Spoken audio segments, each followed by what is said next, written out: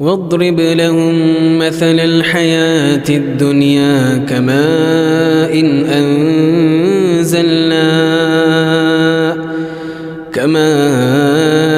أنزلناه من السماء فاختلط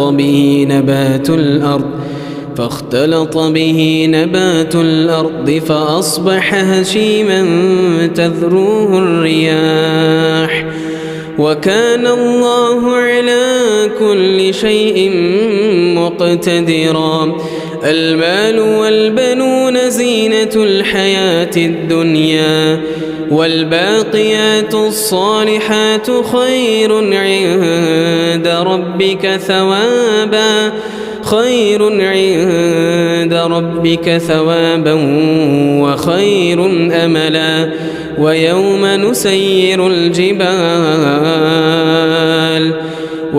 نسير الجبال وترى الأرض بارزة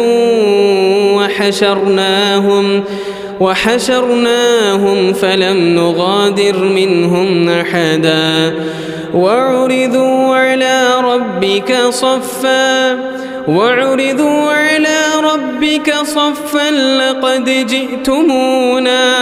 لقد جئتمونا كما خلقناكم أول مرة بل زعمتم أن لن نجعل لكم موعدا.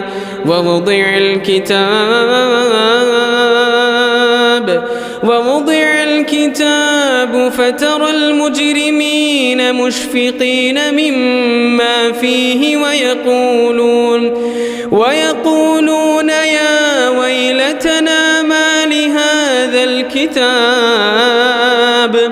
ويقولون يا ويلتنا ما لهذا الكتاب